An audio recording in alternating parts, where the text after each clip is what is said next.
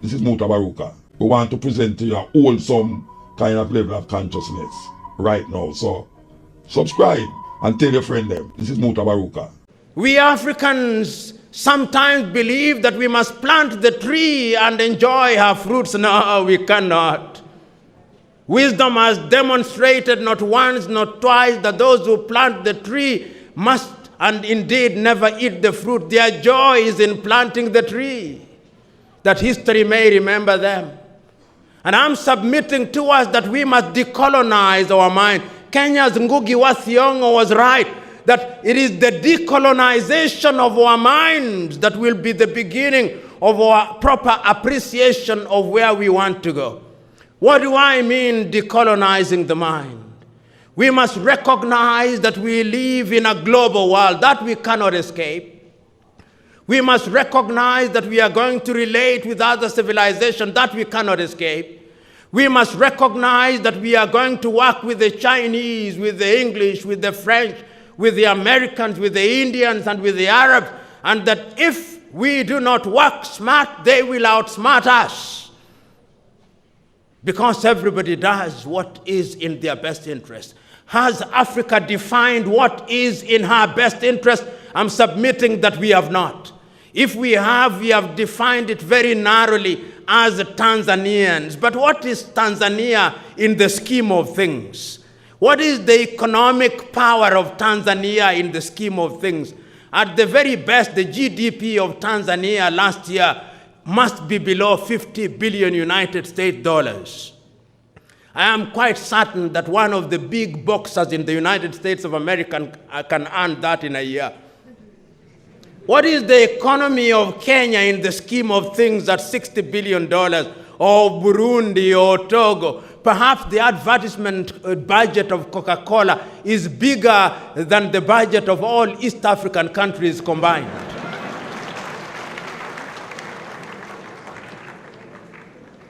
That is the truth.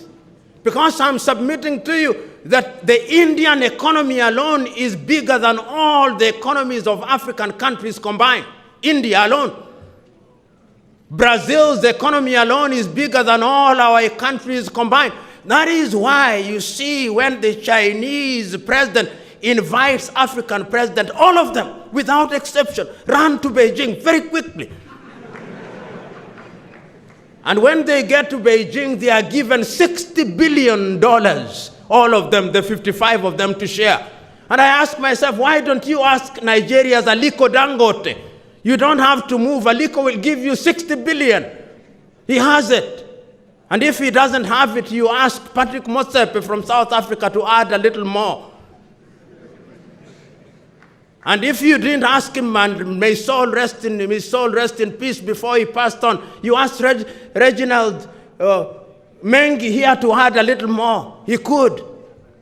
And if it is not much, there is no shortage of Africans who can give you that money. Because there is no free lunch. Because nobody does anything in this cutthroat world where throats are actually cut without having an interest. I'm submitting that in order for Africa to grow, it is we who have gone to school who must ask ourselves, what kind of schools did we go to? Is that great Nigerian singer, Fela Kuti, who used to sing in a song that I remind us about, "Teacher, don't teach me nonsense." Perhaps we were taught nonsense. And there is a need to unlearn some of the things that we learn. We have to inspect ourselves, because we who have gone to some kind of formal education in different parts of the world, in our unguarded moments, when you are colonized by the French and you are bragging about your child, you'll hear saying, "My child has been admitted at the Sorbonne," if you are from Senegal. But when he's been admitted at the Cheikh Diop University, you don't even say it, because you think instinctively that the Sorbonne is superior. You should hear East Africans and former colonies talking how their children are going to the Ivy League school, not the University of Dar es Salaam. We must decolonize our minds. Because the day we decolonize our minds, that is the day we begin to think right. Number two, we must define ourselves. Africa does not define herself. You know, I remember in 1989 when the Soviet Union collapsed. And it then meant that all the countries that had one-party states had to move into multi-party states. We were told by the conceptual West, and when I talk about the conceptual West, I'm including Australia, those countries that are geographically not in the West. They were telling us through their NGOs, and there is no shortage of them, that democracy means, democracy defined by Europe and America, means that you must have multi-party states, and we formed them in the hundreds. Go to the Democratic Republic of Congo, they have 233 political parties. So that if you looking at the ballot paper in the Democratic Republic of Congo, it is as tall as you are, or as long as you are tall, to speak correct English. Then we were told that democracy means that we must have elections every 5 years. And democracy means that the European Union and some other Western agency must come in and observe us and say that you little fellows, you have done a good job. That is effectively what they do. Once they have done that, then they print papers which says, now this is the index of democracy, and we are very happy because Europe and America have told us we are democratic. Not the woman in Butiama. The woman in Butiama has not told us we are democratic. It's Europe and America, it's Paris and Washington. We must define ourselves. But when they are telling Africans that, they don't tell Kuwait that. No, they don't. They don't tell Singapore that. No. They don't tell Saudi Arabia that. That is staple for the African. It is the Africans who must be told what to do, because he is incapable of knowing what he does. We must define ourselves. Who tells us that democracy must be defined by Europe and America? Can't we define our own democracy? Did we not have our forms and systems of governance before we were colonized? Isn't there merit in asking ourselves whether those systems can work better for us? Because experience has now shown that after every other election in Africa, almost the rule is we fight. Perhaps if we redefine ourselves, we'll begin to appreciate what it is that we must do going forward in order to unite. And in the Pan-African spirit, we will be able to recognize that our unity is our salvation. And that is why I'm happy that the African Union has now come up with Africa Agenda 2063. But Africa Agenda 2063 could be one of the pronouncements that we make as a continent. Agenda 2063 says, not in so many words, but in effect, that by the year 2063, Africa will have changed.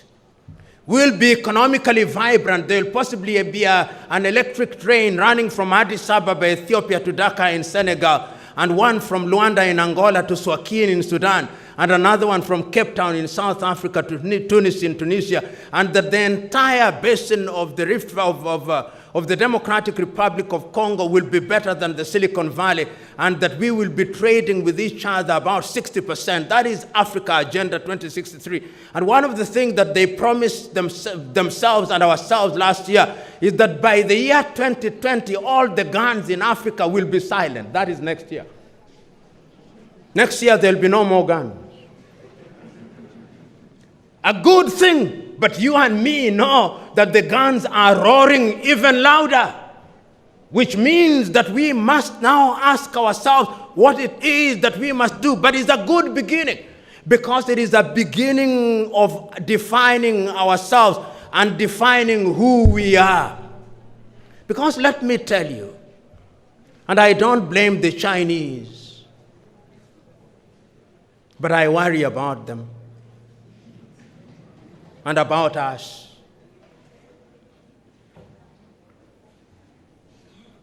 Today, in any African country,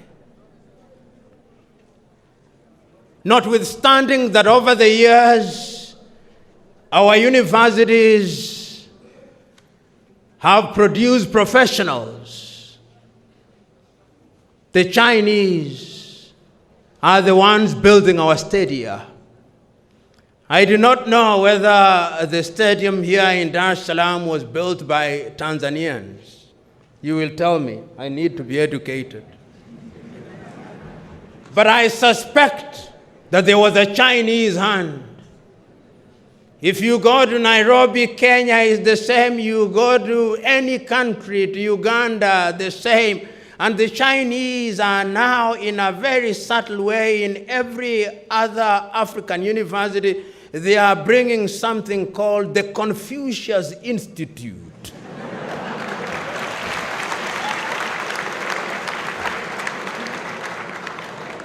Educate me. At the University of Nairobi, there is one. In Makerere, there is one. In Zambia, there is one. My brethren Tanzanians, tell me, do you have one here?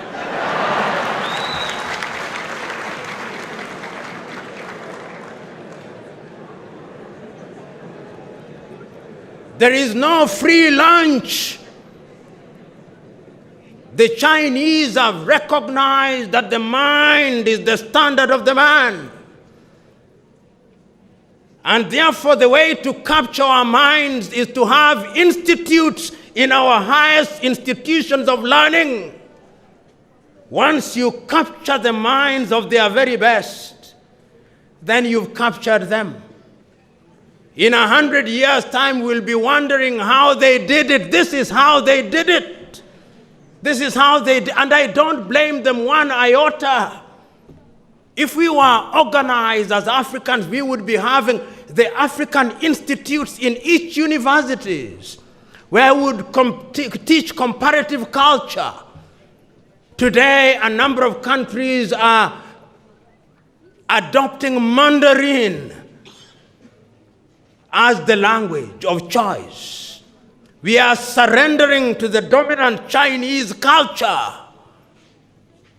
And we are wondering how we will be a Pan-African. We are losing the war. We are losing it. The Chinese know what they want, and they must be celebrated and praised for it. Because any civilization that knows what they want will always reach their destination. Do we know what we want? We don't. We must, in the nature of things, restructure our universities. Time has come that we must ask ourselves, what are we teaching at our universities? What are we teaching? If it is in engineering, you go to many engineering schools in Africa and look at the equipment that is being used. Perhaps in some universities, the equipment should be in the museum alongside the spinning wheel. At a time when people are talking about nanotechnology and 5G, you go to typical African university, we're still using blackboard and chalk. And others are teaching differently, yet we think we are going to compete. We are not going to compete. Right now, people are talking about 5G. But what are we Africans doing? We are watching and observing and celebrating as if we are watching a football match between the United States of America and China, asking which one will win? Because the winner is the one that will conquer us again. It's painful but true. We are not there. We are not in the arena. As the saying goes, you can't win the lottery if you don't buy the ticket, and we have not bought the ticket. No amount of prayer and fasting is going to help us. We can pray and fast all we want, but God is not a magician. God tells you, go ye and subdue the world. We are not subduing the world is subduing us. So what are we teaching? We must begin to think differently for the Pan-African project to succeed. We must begin to act as one unit. Recently in Mozambique, Mother Nature devastated the city of Beira. 90% of it was destroyed. The city of Beira, 90% gone. I waited for Africans to say that we are going to donate 1% of our budget. It is only Namibia and South Africa, and to a certain extent Kenya and a few other countries that went there. But the following week, there was a church in Notre Dame in Paris that burned, and within 1 week, they had raised 1 billion. In fact, more, I think, or approaching 1 trillion, including a donation from a traditional chief in Cote d'Ivoire, who was very devastated that one of his brothers or somebody related to him had been baptized at the church in Notre Dame. If you now go to Beira, it is not African engineers who are involved in restoring, or African professionals. You will discover that some Portuguese firm, possibly, and some Chinese firm are the ones who are involved. Africa is now in the business of discovering natural gas and oil. Who is exploiting that oil? If it is not tallow, it is Elf. If it is not Elf, it is ExxonMobil.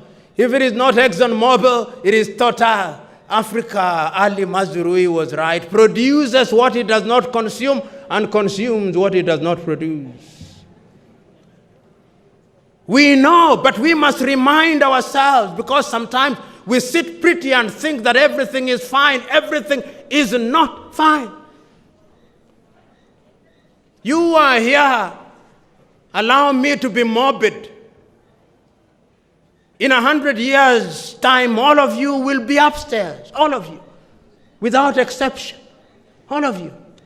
But I want you to imagine for one moment how Africa will be. You know, some times ago, the Chinese, and I'm on the Chinese because I'm seeing them. I never saw the white man coming. I was too young or unborn. But this one I can see. The Chinese had a policy of only one child. Then suddenly they said, we are now allowing couples to have a second child. That second child is going to be here. That second child is the child that is going to conquer us if we are not organized. I do not know, but when I travel across the continent of Africa, I see Chinese very quiet, and African middle class is happiest when they go to a Chinese restaurant on Saturday. We are going for Chinese dinner. It is a statement of how sophisticated we are.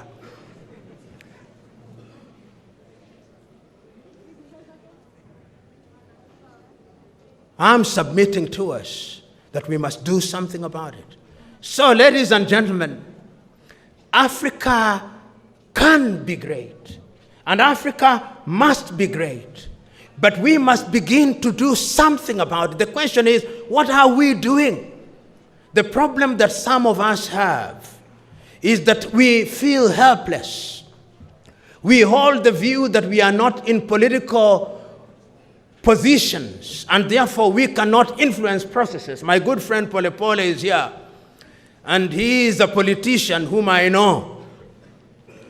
The question is, what must you do within your systems in the political arena to begin to energize processes? One must ask, for example, here in the East African region, what are we doing to ensure that in this region we think as one? I fly from Nairobi 1 hour, 5 minutes, and I now have to grapple with Tanzanian shilling. My Kenyan shilling becomes suddenly useless. I leave Tanzania, I go to Burundi, I grapple with the Burundian franc. I leave Burundi, I grapple with the French, with the Rwandese franc. I go to Uganda, I'm grappling with the Ugandan shilling. I move upstairs, I'm dealing with the pound. I move to Angola, I'm dealing with the kwanza. 55, almost 50 currencies, which are effectively useless. Because even the leaders don't believe in them. When the Sudanese head of state is arrested and they search his house, you don't find the Sudanese pound. You find the American dollar. And you find the euro. We also don't have faith in our own currencies. And our currencies are going to remain weak as long as we are not united. So in the East African region, what can we do? I travel and I get to Julius Kambarage International Airport, and I'm told very politely, as is the culture in Tanzania, jaza fomu ya kuingia. And I obey. But should I, after flying for 1 hour, 5 minutes, an American will fly from Boston in Massachusetts to Oakland in California, 6 hours later, no forms filled, no yellow fever certificate, no passport, no new telephone number. The country works. Here, I'm now in 255, having migrated from 254. I'm dealing with Tigo, and even Tigo is not Tanzania. I'm dealing with Airtel, even Airtel is not Tanzania. I'm dealing with Vodafone. We own nothing. Pole pole.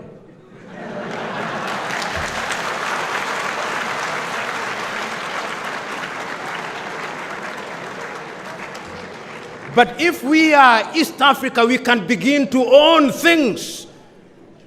When we begin to negotiate as East Africa and we negotiate with the EU, we begin to make sense to them. But if we are alone, somebody was telling me that African economies are growing, and I told them, yes, they are growing. But no matter how fast a goat grows, it can only be a fat goat, it can't be a cow. So what we must do is that we must combine all these little goats into a big elephant, and we'll begin to make sense. Kwame Nkrumah, may he rest in peace.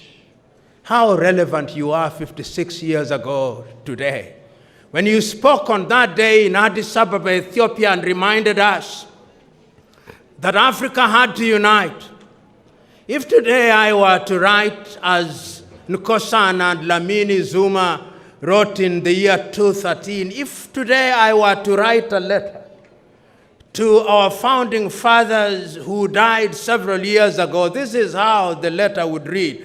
I would not name all of them, but I would name the following. I would say, Dear Kwame Nkrumah, Dear Kambarage Nyerere, Dear Patrice Emery Lumumba, Dear Modibo Keita, Dear Ahmed Sékou Touré, Dear Thomas Sankara, Dear Nelson Holisa Mandela, we are gathered here today in Dar es Salaam, Tanzania, on this 25th day of May in 2019. And we are pretending to be discussing a new subject, but we are not.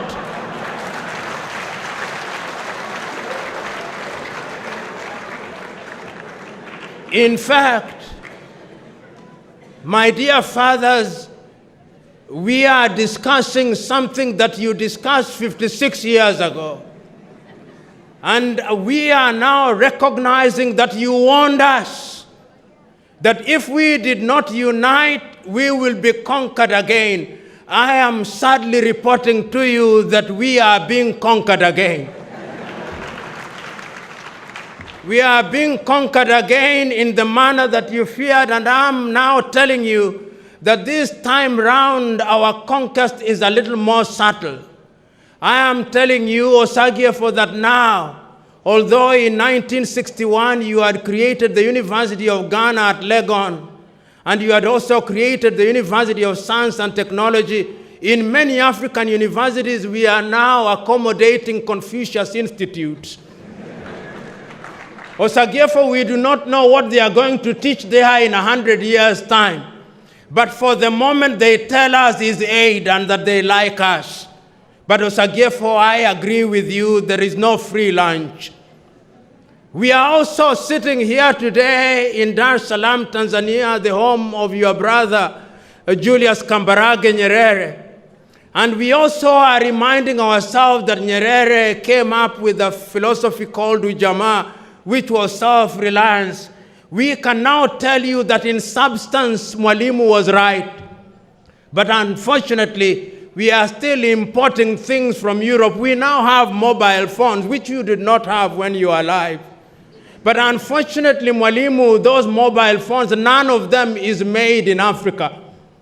Last week, we saw an attempt by somebody to claim that one was made in Rwanda, but I suspect it was only assembled in Rwanda. Mwalimu, we are trying. I can now also confirm to you that we have many political parties, just as you feared Osagyefo. In Congo, there are 233. But Congo is not at peace. In Tanzania, they don't have very many, but I can assure you CCM is still doing very well.